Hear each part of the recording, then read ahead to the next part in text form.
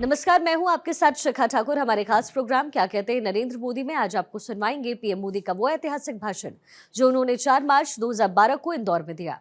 मोदी जी ने अपने भाषण में कहा कि जब अंग्रेज थे उस समय भी अंग्रेजों ने अपनी शासन व्यवस्था में भारत को फेडरल स्ट्रक्चर के रूप में स्वीकार किया और उन्होंने माना था कि विविधताओं से भरा देश ये है और इस देश को चलाने के लिए इसकी विविधताओं को स्वीकार करते हुए उसके अनुकूल व्यवस्थाएं विकसित करनी पड़ेगी। इस देश के महापुरुषों ने हमें जो संविधान दिया, जिस संविधान की आत्मा हमारा फेडरल स्ट्रक्चर है, इस संघीय ढांचे को लेटर एंड स्पिरिट के रूप में आज सचमुच में स्वीकार किया जा रहा है या अपनी मन मर्जी से मोड़ा जा रहा है। इन सारे विषयों पर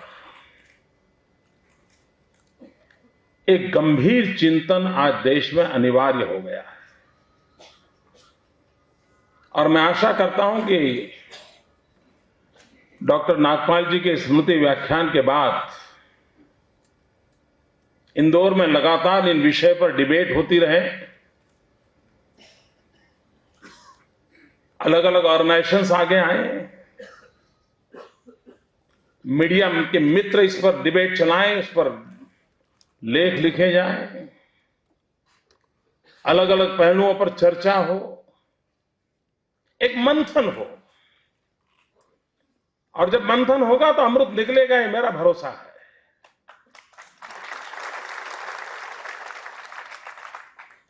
लेकिन ऐसा लग रहा है कि जैसे इस विषय को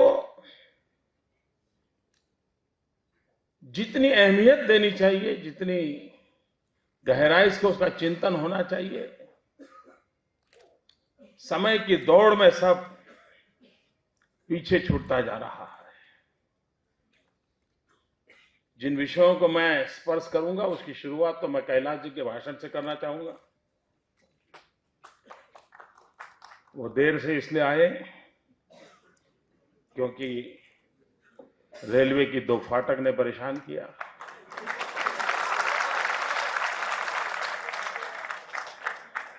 अब राज्य में मंत्री हैं, रेलवे भारत सरकार की है, तो उसका रुकावट पैदा करना बहुत स्वाभाविक है आपके लिए।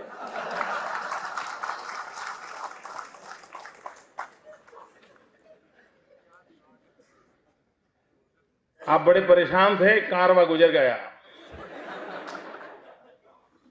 लेकिन ये कारवा गुजरने वाला नहीं है।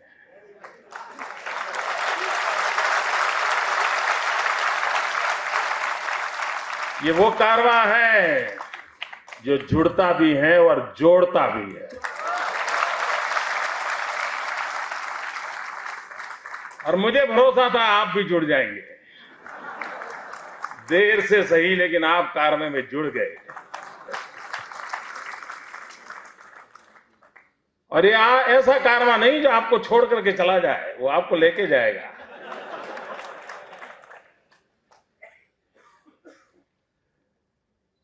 मित्रों, ये जो भारत की विशेषता है, व्यवस्था के तहत हम राज्यों की रचना में कार्यरत है, लेकिन भारत वो एक और असेंबल्ड एंटिटी नहीं है। यह देश एक ऑर्गेनिक एंटिटी है। अगर कश्मीर में कुछ होगा तो पीड़ा इंदौर में होगी ही होगी। अगर नागालैंड में कुछ कठिनाई होगी तो जाब्वा में अगर खबर पहुंचेगी तो जाब्वा में भी चिंता फैलेगी। एक ऑर्गेनिक एंटिटी है। विकास के लिए व्यवस्थाएं विकसित की गई है, एक ढांचा बनाया गया है, और जब तक हम इस राष्ट्र के इस एकात्म भाव को नहीं जानते तब तक भारत की भक्ति का रास्ता क्या हो, भारत के विकास का रास्ता क्या हो, प्राथमिकताएं कौन सी हो, इसमें कभी कभी उलझनें पैदा हो जाती है। जब अंग्रेज थे उस समय भी इन 1936 डॉक्यूमेंट्स अवेलेबल है, उस समय भी अंग्रेजों ने अपनी शासन व्यवस्था में भारत को फेडरल स्ट्रक्चर के रूप में स्वीकार किया था और उन्होंने माना था कि इस देश को चलाना होगा तो एक कोने में बैठ करके अपनी मनमर्जी से डंडा लेकर के नहीं चलाया जा सकता है। ये विविधताओं से भरा हुआ देश है, उसकी विविधताओं को स्वीकार करते हुए उसके अनुकूल व्यवस्थाएं विकसित करनी होगी। ये 1936 में अंग्रेज शासकों के दिमाग में स्वीकार किया गया था। अब जब भारत का संविधान बना तो इस मूलभूत बात को स्वीकार किया गया और इतना ही नहीं, उसको इस रूप में स्वीकार किया गया है कि जब केशवानंद भारती के लेकर के जब सुप्रीम कोर्ट में विवाद चला तो सुप्रीम कोर्ट का जो जजमेंट है उस जजमेंट में बड़े आग्रह पूर्वक और बड़े वजन के साथ कहा गया है कि हिंदुस्तान की पार्लियामेंट भी संविधान की इस आत्मा को बदल नहीं सकती है जो फेडरल स्ट्रक्चर में निहित है। न कोई डाइवर्ट कर सकता है, न कोई डाइल्यूट कर सकता है। ये शब्द सुप्रीम कोर्ट के हैं और इसलिए भारत के विकास के लिए संघीय ढांचे की व्यवस्था को सर्व स्वीकृति से माना गया है। हर फोरम में उसको स्वीकृति मिली हुई है। लेकिन जब इसके अंदर निहित स्वार्थ जुड़ जाता है,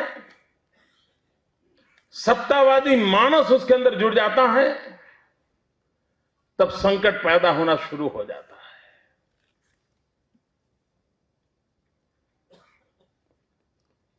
दुर्भाग्य से दिल्ली में जो प्रमुख रूप से शासन करने वाली पार्टी रही वो कांग्रेस पार्टी रही। उस कांग्रेस पार्टी के कार्यकाल को देखा जाए तो वे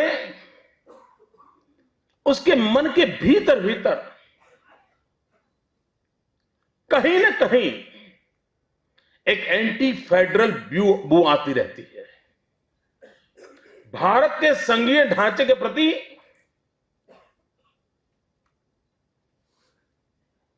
एक नेगेटिव भाव और उसका मूल कारण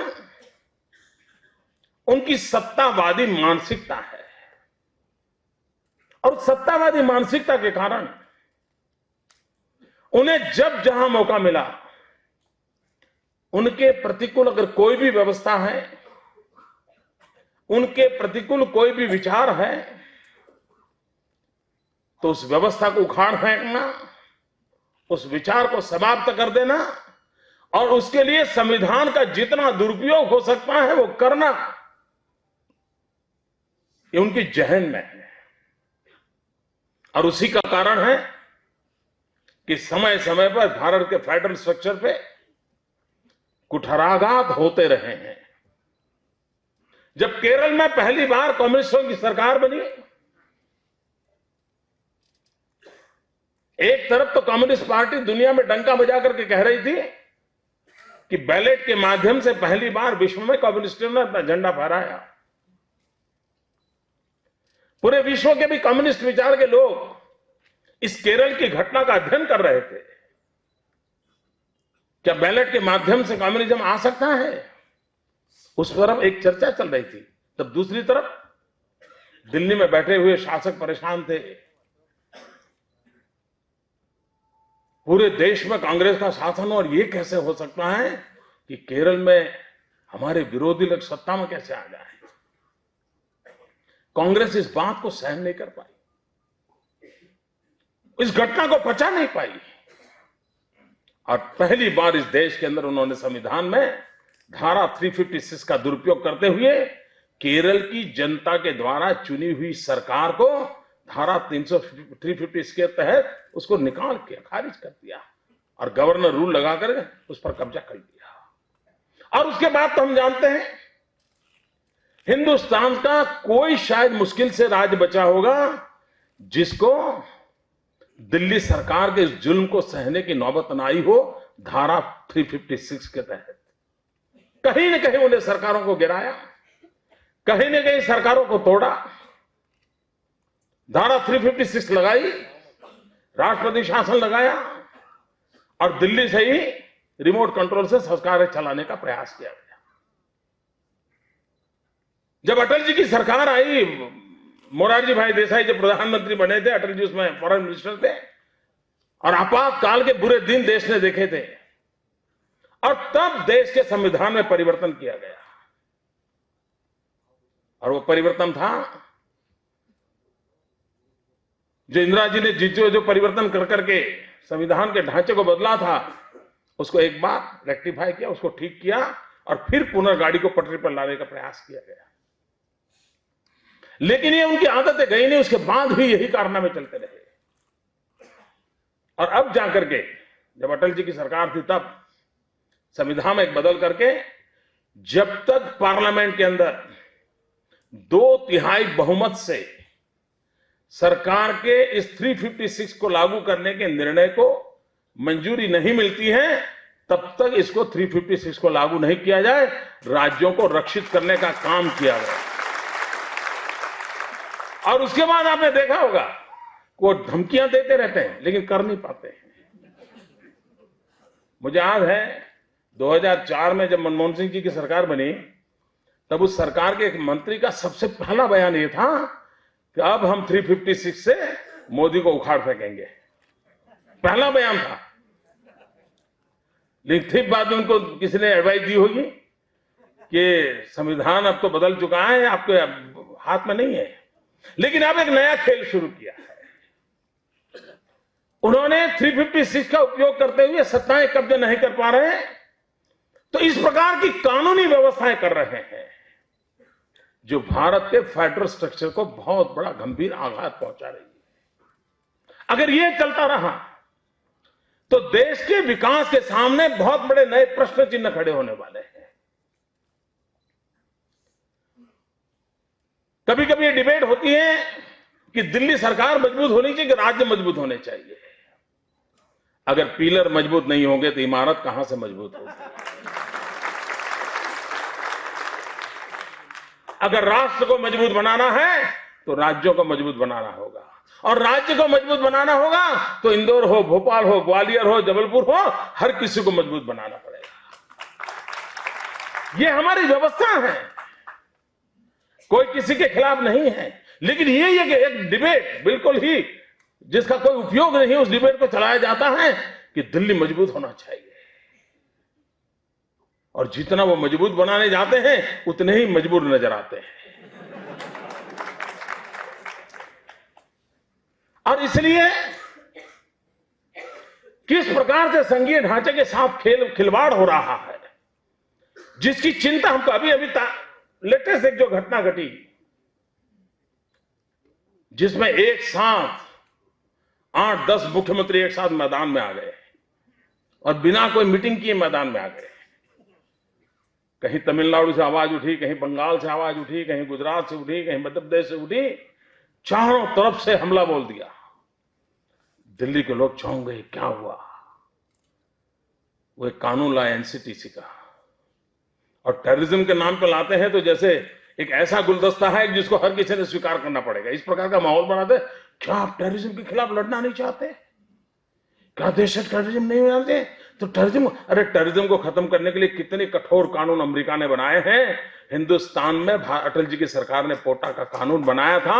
अगर टेररिज्म से लड़ना था तो ऐसे कानूनों की जरूरत थी, उन्होंने वो कानून नहीं लाए।